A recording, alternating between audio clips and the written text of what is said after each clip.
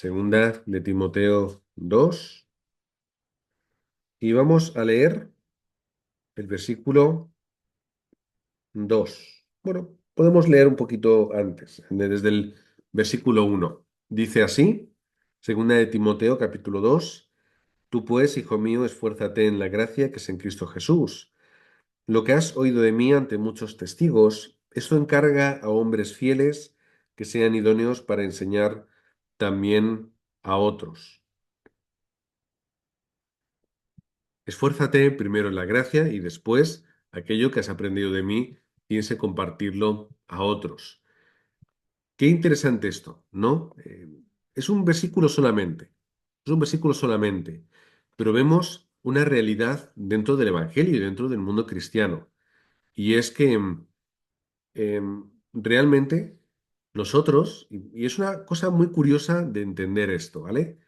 Pero nosotros en nuestra vida, alguien nos ha dado el Evangelio. Antes, alguien nos ha predicado de Cristo. Y de ser inconversos, pues hemos llegado a ser creyentes en Cristo. Alguien en algún momento de nuestra vida. En mi caso, pues yo como soy hijo de pastores, hijo de creyentes, y nieto de creyentes, y bisnieto también de una creyente, que solamente que yo recuerde o que yo sepa, mi bisabuela, madre de mi abuelo materno, era ya creyente, pues es lo normal para mí. Digamos que escuchar la palabra, escuchar sobre Dios, leer la Biblia, es algo pues que ha formado parte natural de mi vida desde siempre. Pero ha habido un momento en el que alguien me tuvo que predicar el Evangelio. Y en mi caso, pues mis padres desde pequeñito me predicaban el Evangelio. Y yo recuerdo que con unos 6 7 años, más o menos, así me lo recuerdan mis padres porque yo tengo un recuerdo muy, muy vago de la circunstancia, que supongo que es eso que yo recuerdo, pero mis padres me cuentan que con 6 7 añitos, creo que eran 6 en una predicación en una iglesia, según me contaban además, una predicación larga y tediosa, al final hubo un llamado para la aceptación a Cristo y que, bueno, pues ese llamado invitaba a la gente a ponerse en pie, aquellos que querían recibir a Cristo. Y yo me ponía en pie y mi madre o mi padre me decía, no, ¿qué haces, cariño? Siéntate, siéntate. No, no, que yo quiero aceptar a Cristo. Ah, vale, pues muy bien, cariño, pues ponte de pie, claro que sí. Fue algo que ocurrió en ese momento, pero no sé quién fue el que predicó, no recuerdo qué predicó, no recuerdo hasta qué punto yo era consciente de lo que hacía. Lo que yo sí sé es que mis padres desde pequeños me han predicado el Evangelio, pero hay personas que han entendido el Evangelio con 15, con 20, 30, 40, 50, 60 años, pero alguien le ha dado el Evangelio. Y lo interesante de todo, que me he ido por las ramas, es que a esa persona que nos ha dado el Evangelio, otra persona se lo tuvo que dar anteriormente, ¿cierto? Y a esa otra persona, alguien le tuvo que dar el Evangelio. Y si vamos retrocediendo en esta cadena de predicación, de evangelismo, vamos a llegar al mismísimo Jesucristo. Al mismísimo Jesucristo vamos a llegar. Es decir, Jesucristo fue quien predicó el Evangelio a los discípulos y a los obreros del evangelismo que se levantaron y conquistaron en aquel tiempo el mundo. Y ellos fueron entregando el Evangelio a unos y a otros. Y así se ha ido enlazando la predicación del Evangelio de persona a persona, generación tras generación, siglo tras siglo hasta nosotros. Pensar esto es una locura, pero es una realidad. Es decir, yo, a mí me ha dado el Evangelio alguien que al mismo tiempo, retrocediendo en el tiempo, recibió el Evangelio por parte del mismo Señor Jesucristo o del mismo apóstol Pablo, etcétera. Esto es algo maravilloso.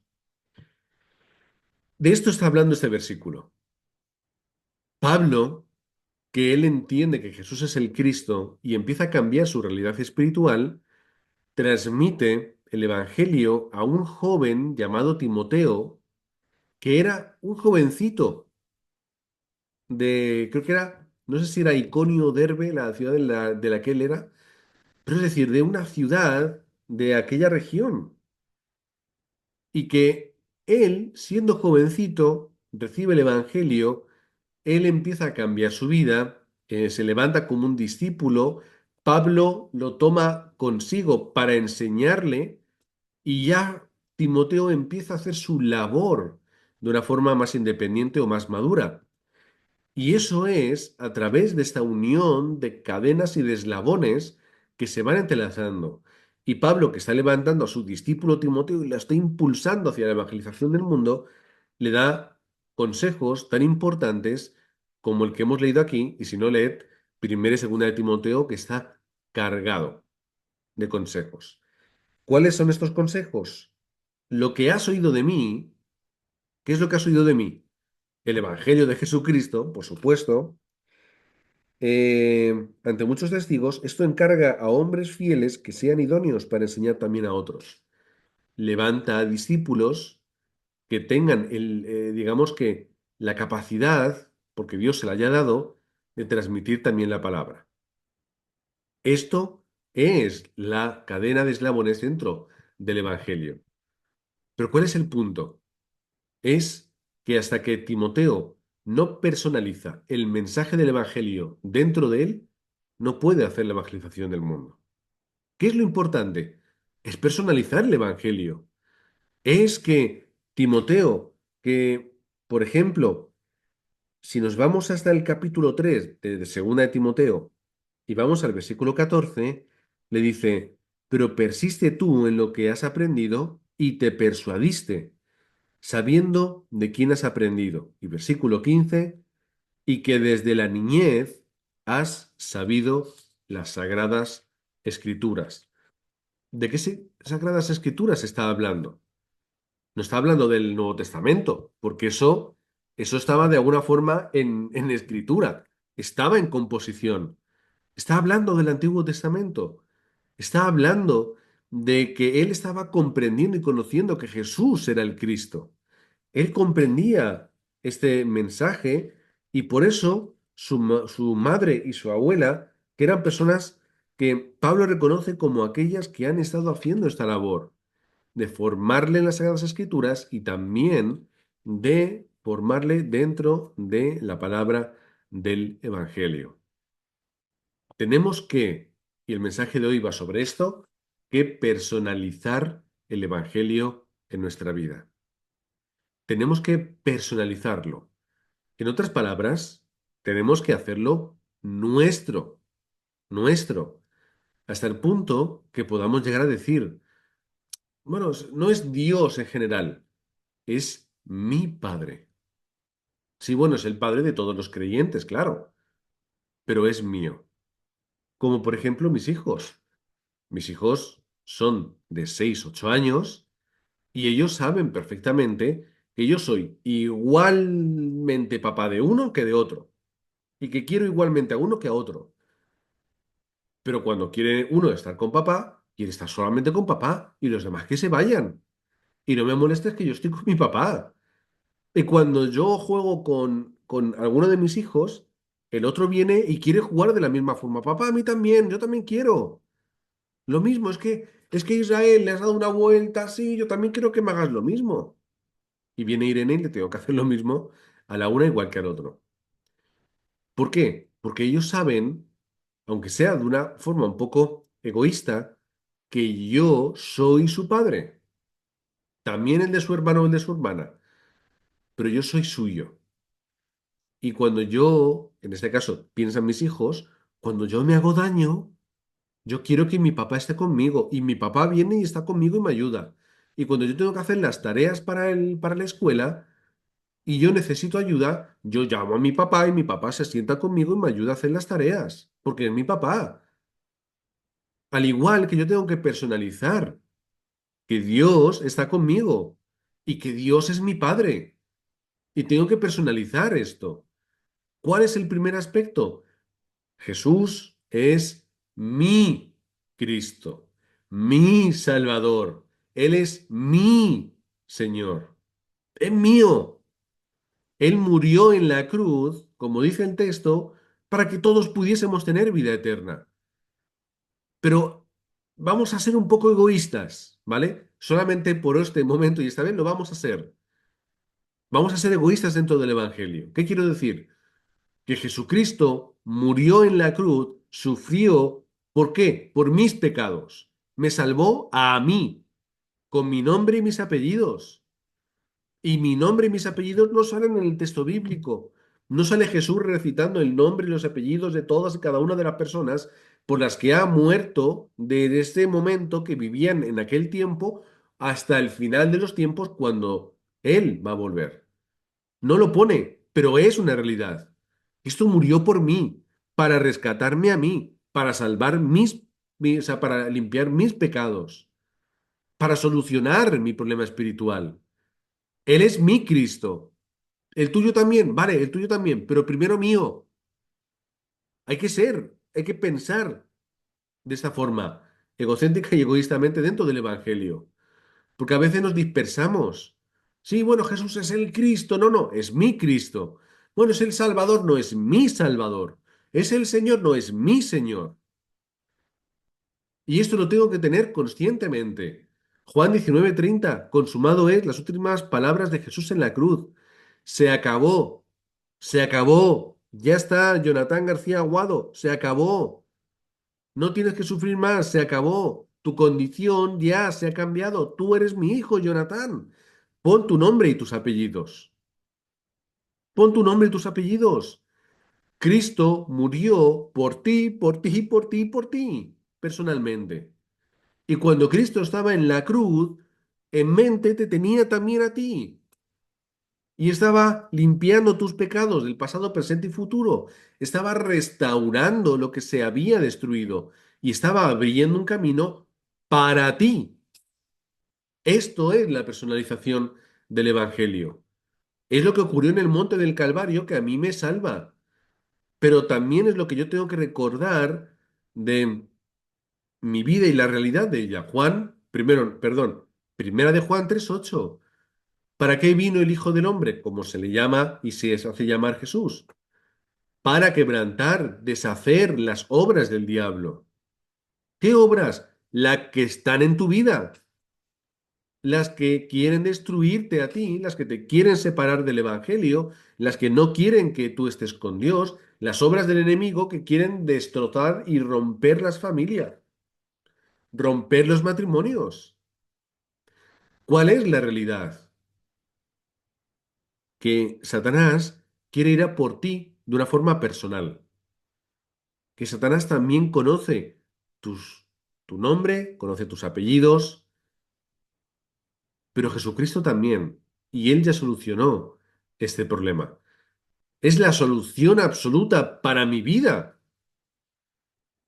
Y es por eso que tenemos que recordar, Jesús es mi Cristo, es mi Mesías, es mi Salvador.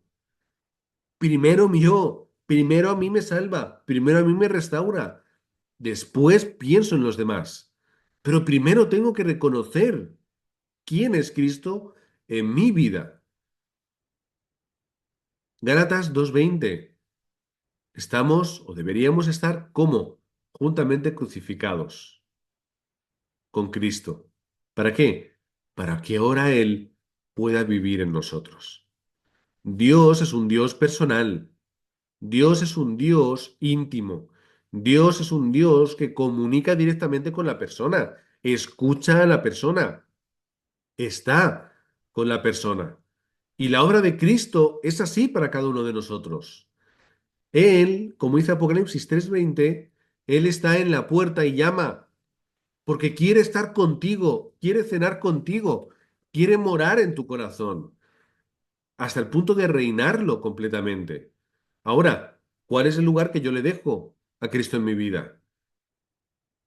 ¿Os recordáis los dibujitos que colocamos, ¿no? El trono de nuestra vida. Los creyentes, perdón, los no creyentes piensan que ellos están en el trono de su vida, pero están por debajo sometidos a Satanás que está reinando en ellos. Luego están los creyentes que cuando conocen el Evangelio, vale, sí, Jesucristo, pero ellos se colocan en el trono de su vida y Jesucristo lo dejan en un segundo plano. ¿Pero qué tenemos que hacer? Señor, tú eres eso, tú eres Señor. Y por tanto el Señor tiene que estar en su trono. ¿Cuál es su trono? El corazón de mi vida, el centro de mi vida, lo más importante. Tenemos que personalizar el Evangelio. En segundo lugar, es personalizar la bendición del trono celestial y del reino de Dios en nosotros. Hemos entendido, vale, Hechos 1:1. Excelentísimo Teófilo, en mi primera carta, ¿recuerdas? Te escribí, te narré todo lo que Jesucristo hizo y dijo. Y aquí todos ya sabemos, está el libro de Hechos, lo escribió Lucas, está hablando de su primer escrito, el Evangelio de Lucas, que lo encontramos aquí, es el tercer libro del Nuevo Testamento. Y luego, Lucas, después de escribir a Teófilo el ministerio y la vida de Jesús, ¿qué es lo que hizo? Venga, pues vamos a escribir cómo el mensaje del Evangelio empezó a recorrer el mundo entero. Primero, a través de la iglesia de Jerusalén y de Pedro como protagonistas. Y después de la diáspora, nos vamos a centrar en la obra misionera de Pablo, que en la cual también voy a estar y le voy a acompañar. Porque yo como discípulo también, como obrero, voy a ir con Pablo y le voy a acompañar en muchos de sus viajes, tomando nota para luego dejarlo por escrito y que la gente pueda ver cómo se hace la evangelización del mundo, predicando el nombre de Jesucristo a través de la obra del Espíritu Santo con el respaldo de Dios. Este es Lucas. Y Lucas después, en el libro de Hechos, capítulo 1, dice, estuvo en el monte del Olivar y apareciéndoles durante unos 40 días, hablándoles sobre el reino de los cielos. El reino de los cielos, que es donde Dios está sentado en su trono, respaldando, cuidando, velando y obrando en la vida de los creyentes, con un propósito y es que podamos personalizar el Evangelio y podamos ayudar al mundo a que puedan entender y al mismo tiempo personalizar el Evangelio. ¿Cómo vamos a hacerlo esto en esa parte? Pues recordando Filipenses 3:20. Qué maravilla, ¿verdad? Que somos ciudadanos del reino de los cielos. Es nuestra ciudadanía, es nuestro pasaporte. Yo soy ciudadano del reino de los cielos, por lo tanto, mi respaldo, mi apoyo, lo que yo tengo a mi espalda que me sustenta, que es mi nación, mi identidad, es Dios y el reino de los cielos. Cuando yo estoy en mi lugar de trabajo, estoy en mi campo con mi familia, ¿qué me respalda? Me respalda Dios mismo. Al igual que cuando va un profesional a un lugar a hacer algo, ¿qué es lo que le respalda? Es que yo tengo esta carrera, yo tengo estos estudios, yo tengo esta experiencia, yo tengo este certificado de que yo puedo hacer esta labor, ¿no?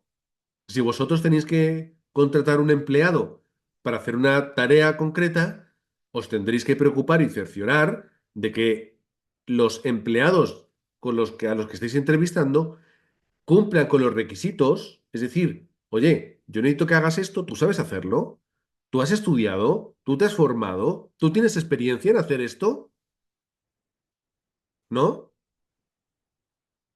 Nosotros normalmente, cuando vamos a un hospital y nos tratamos, o tenemos que operarnos, no vamos pidiendo los títulos a los doctores, lo damos por hecho.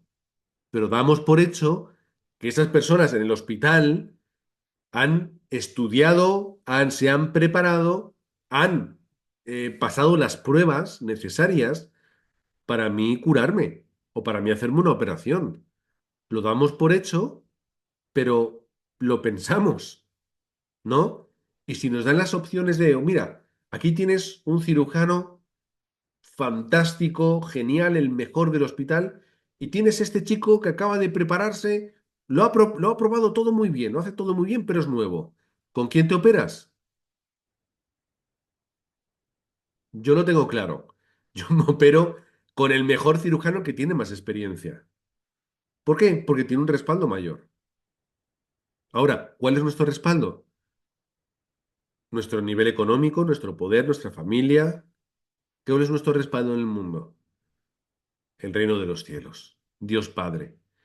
¿Por qué? Porque yo formo parte de esa ciudadanía, porque mi Padre me respalda, está conmigo, porque allá donde voy, la bendición de Manuel es una realidad. Colosenses 1:13 es la realidad del reino de Dios en nuestra vida y que nos va a intentar molestar el enemigo. Va a haber circunstancias a nuestro alrededor que sean complicadas y complejas, pero Dios necesita que tú aprendas a confiar en Él. Dios necesita que tú aprendas a ver que Él está contigo y a dejar de fijarte en lo que te molesta o no te apetece para que empieces a fijarte en la realidad espiritual del mundo. Pero esto tenemos que personalizarlo. ¿Cuál es mi identidad? ¿Quién está conmigo? ¿Cuál es mi ciudadanía?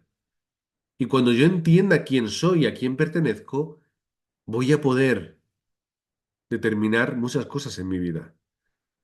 Y esto va a ser la respuesta para mí. Esto va a ser la respuesta. Mi fe va a cambiar totalmente, porque mi fe no va a estar depositada en mí, en mi capacidad, mi fe va a depositarse en quien está conmigo. No va a ser el humanismo, lo que yo puedo hacer, mi fuerza y mi capacidad, va a ser Él, el Evangelio y la experiencia del Evangelio. Vamos a tener seguridad en nuestra vida. Vamos a tener seguridad, como la tenía Pablo, como la tenía Pedro, la seguridad absoluta. No fue David, a enfrentarse con Goliat sin armadura y sin coraza, que se la quitó toda, iba vestido de pastor. No fue David, no con espada ni con lanza, sino con la contundencia de alguien que tiene la certeza de que Dios le envía. ¿Por qué tuvo David la victoria? Porque estaba 100% seguro de que él estaba cumpliendo la labor de Dios y Dios, por lo tanto, iba a responder. Por esto, David tuvo victoria frente a Goliat. Y en tercer lugar, es la llenura del Espíritu Santo. Hechos 1:1, la obra de Cristo. Hechos 1:3, el reino de los cielos. Hechos 1:8, ¿el qué? La llenura del Espíritu Santo. ¿Qué dice el texto? Vais a ser mis testigos. Es decir, vosotros vais a compartir y a transmitir mi evangelio, mi palabra, ¿vale?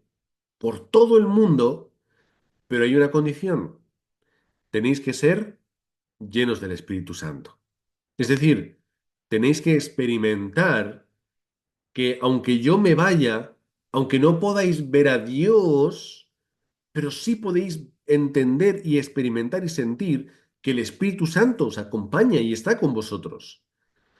¿Por qué? Porque no podéis, porque no sois capaces, porque sois pocos y pequeños, porque con vuestra capacidad humana no vais a poder conquistar, porque con vuestras buenas intenciones tampoco van a ser suficientes, porque necesitáis aquello que os va a hacer romper los moldes de vuestra vida, derribar las barreras que tenéis delante y poder conseguir aquello.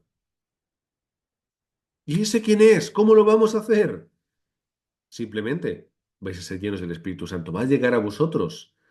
Aquel, como dice Juan 14 y también los siguientes dos capítulos, es el Espíritu Santo, el Consolador, el que os hará recordar, el que os guiará.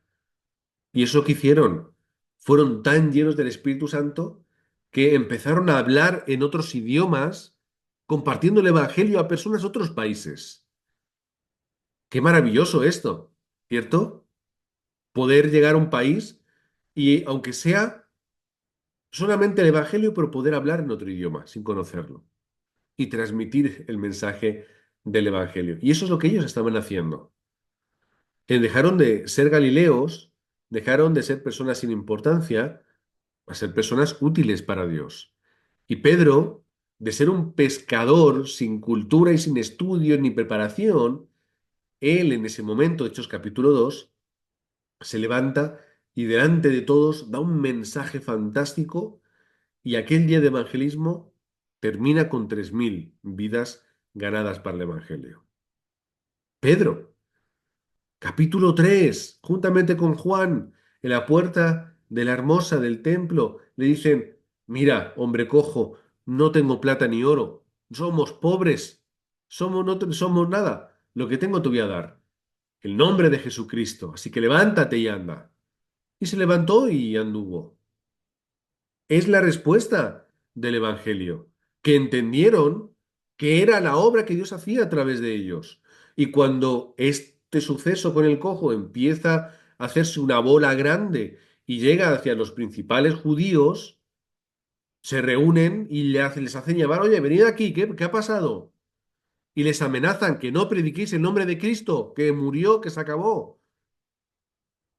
Que no, que Jesucristo murió y resucitó de entre los muertos, cumplió con las profecías, Él es el Mesías, en el nombre de Jesucristo es que hay respuesta, Él es aquel que ha venido a pisar la cabeza de la serpiente y en Él hay poder y respuesta para el mundo, cree que Jesús es el Cristo.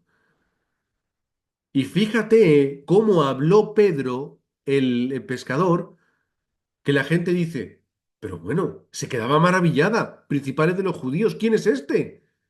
Y vienen y les decía, no, no, ¿qué? Él es Pedro, él es uno de los discípulos de Jesús, es un Galileo pescador. Y dice el texto que se maravillaban de ello. Pero ¿cuál es la clave? La clave es que antes de empezar Pedro su defensa, dice el texto en Hechos capítulo 4, dice que él fue lleno del Espíritu Santo y después habló. Esta es la gracia de Dios. Hechos capítulo 13.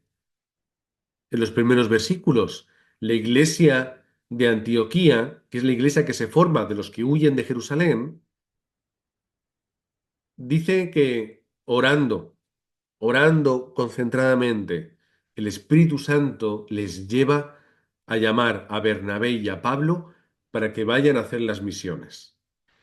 Y lo hacen. Y cuando comienzan ese viaje misionero, vuelve a decir el texto que siendo llenos del Espíritu Santo, son guiados por donde ellos tienen que hacer la obra. Esta es nuestra respuesta. Pero volvemos digamos que el hilo conductor. No es el Espíritu Santo en mío, es mío, el que está conmigo, que obra a través de mí. No puede ser el Espíritu Santo una entidad desconocida, invitada o que está por ahí alrededor.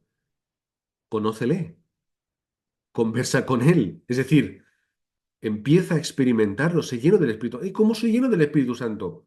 Pues para empezar, tú ya tienes al Espíritu Santo dentro de ti. En el momento en el que tú aceptas a Jesús como el Cristo, viene a tu vida y empieza a trabajar contigo. Por eso ahora no eres la misma persona que eras antes.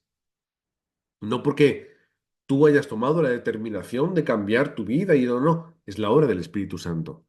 Ahora, vive de una forma concentrada dentro del Evangelio, cambiando tus hábitos y empieza a morir tú. Yo sé que esto no le gusta a nadie, escucharlo, y no nos gusta, pero tienes que empezar a morir tú para que pueda Cristo vivir en nosotros. ¿Vale? ¿Cuál es la perspectiva? Está bien lo que tú has guardado durante toda tu vida, pero la mayoría de eso no sirve. Guarda solo el Evangelio. Enraiza en la palabra de Dios y en la palabra del Evangelio. Lo que tú pienses y determines puede ser muy inteligente y muy interesante, pero incluso al apóstol Pablo, cuando en el capítulo 16 de Hechos, él tenía la certeza y la seguridad de que tenía que ir a Asia, a la región de Asia, no a la Asia de los chinos y de los coreanos y japoneses y demás nacionalidades, sino a la región de Asia Menor que estaba por allí. ¿Vale? ¿Qué es lo que ocurre? Tiene que venir Dios, le tiene que girar los planes y marcar el camino para que él vaya a Macedonia. Es decir, vete al oeste, vete a más a Europa, no te vayas a esa región, la que podría hoy ser como Turquía. Pero si Pablo es inteligente, si Pablo es un gran evangelista, Si Pablo es una persona sin igual. ¿Pablo se equivocó? Sí. Pablo se equivocó, ¿por qué? Porque pensó con su cabeza, con sus determinaciones. Así que si Pablo se equivoca, no me voy a equivocar yo. ¿Cuántas veces se equivocó Pedro, el gran Pedro? No le cortó la oreja a uno porque quería apresar a Jesús a pesar de que él dijo que no. No, luego le rechazó 3 veces, le negó. ¿No se equivocó Pedro? ¿O sí se equivocó? Bueno, venga, vale, ¿quién más? No, pero hay hombres perfectos. ¿Qué hombres perfectos? Abraham fue un hombre perfecto que en 2 ocasiones hizo que su mujer o sea, que pasara a su mujer como su hermana, casi que la vendió a otros hombres para cuidar su vida, para que no le hicieran nada a él. No, no, tú eres mi hermana, tú di que eres mi hermana. Y así hasta nos tratan bien para ganar tu favor. El rey David, hablamos del rey David como prácticamente asesino. ¿No fue Moisés un asesino, literalmente, que mató a un egipcio? Los hombres y las mujeres de Dios no lo fueron, ni lo son, ni serán perfectas y perfectos. No lo son. ¿Cuál es la respuesta? Que en medio de mi imperfección, Dios me utiliza y obra a través de mí. Que yo no necesito ser perfecto. Yo necesito ser lleno del Espíritu Santo, cambiar aquello que hay dentro de mí que no tiene que estar. Ni mis determinaciones, ni mis pensamientos, ni mis conceptos, ni mi corazón, nada. Todo tiene que cambiar por el Evangelio. ¿Y esto cómo se hace? Abre todas las habitaciones de tu casa y abre las ventanas para que pueda airearse todo lo que lleva ahí almacenado tanto tiempo. Abre las ventanas de tu casa.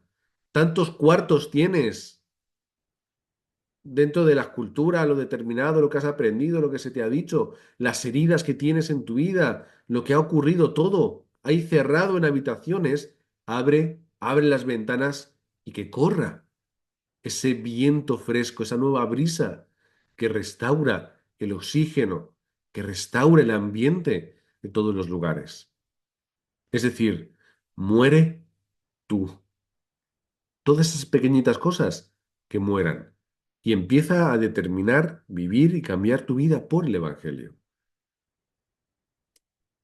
En otras palabras, lo hemos dicho antes, vamos a crucificarnos con Cristo, vamos a morir en la carne, vamos a morir humanamente, lo que hay dentro de nosotros, ¿para qué? Para que podamos volver a nacer con Cristo y que Él determine nuestra vida. ¿Mm? Eso ya lo hice, pastor, yo ya me convertí, claro, pero tenemos que seguir haciéndolo. Es decir, la obra que se hizo, que es una y para siempre, que es aceptar a Cristo y recibir la salvación, pero tenemos que seguir en ese proceso de santificación a través de la obra del Espíritu Santo. Así que, hermanos, vamos a tirar lo viejo, vamos a recibir lo nuevo. Vamos a desechar lo inútil, vamos a ordenar lo que es útil.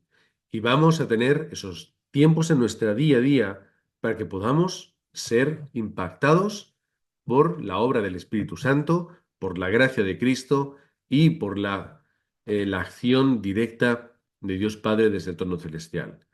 Y esto tiene que hacerse a través de la personalización. Primero, mi Cristo. Cristo es mi Salvador. Dios es mi Padre, mío, mío. Y el reino de los cielos es mi ciudadanía. Y después, el Espíritu Santo mora dentro de mí y me llena a mí y cambia mi vida. Y después, la vuestra. Pero es una obra que hace para mí, dentro de mí, conmigo. Así que sí, hoy, hablando de esto, podemos ser, entre comillas, egoístas. Yo primero, el Evangelio para mí, la obra del Dios Trino en mi vida. Y cuando eso fue una realidad y se formen bien los cimientos de mi vida, y yo empiezo de verdad a estructurarla espiritualmente de una forma correcta, de una forma paulatina pero constante, entonces eso podrá llevarme a ayudar a otras personas a conseguirlo. Así que, hermanos, os bendigo en el nombre de Jesucristo para que seáis aquellos hijos de ese Dios grande y absoluto que personalizáis el mensaje del Evangelio en vuestra vida, para que personalicéis y hagáis vuestro ese Dios trino que obra, obró y seguirá obrando hasta el fin en la vida de los que reciben el mensaje del Evangelio. Y que podáis ser como Timoteo, que habiendo recibido el mensaje del Evangelio, habiéndolo comprendido, asimilado y experimentado, podáis encontrar a otras personas a las cuales transmitir este Evangelio y que puedan seguir expandiéndolo y transmitiéndolo de aquí hasta el último de la tierra. Padre, oramos en ese nombre que es sobre todo nombre, es el nombre de Jesucristo, en el cual lo tenemos todo, porque Él cambió la condición que de verdad nos tenía dentro de la oscuridad y del fracaso. Y ahora somos más que vencedores en Él. Todo lo podemos en Cristo que nos fortalece. Todas las circunstancias y problemas de nuestra vida son superados porque tenemos esta gracia que es la gracia de Jesucristo. Padre, que podamos vivir dentro de esa personalización, reconociendo que tú eres nuestro Padre, el de cada uno de nosotros de una forma particular, personal y directa, diaria y concreta. Que Jesucristo murió, Padre, y podamos recordarlo por cada uno de nosotros, por cada uno de aquellos que estamos entendiendo, recibiendo y hemos recibido y aplicado el mensaje del Evangelio. Y Padre, llénanos con tu Espíritu Santo, que podamos vivir esa vida, primero la que permite que ese Espíritu Santo pueda obrar en nosotros. Una vida centrada en lo espiritual, en la oración, en la meditación de la palabra y en ese evangelismo, y que podamos también abrir todas las estancias de nuestra vida para que ese Espíritu Santo pueda llegar y limpiar, airear y recolocar todo aquello. Oramos en el nombre del Señor Jesucristo. Amén.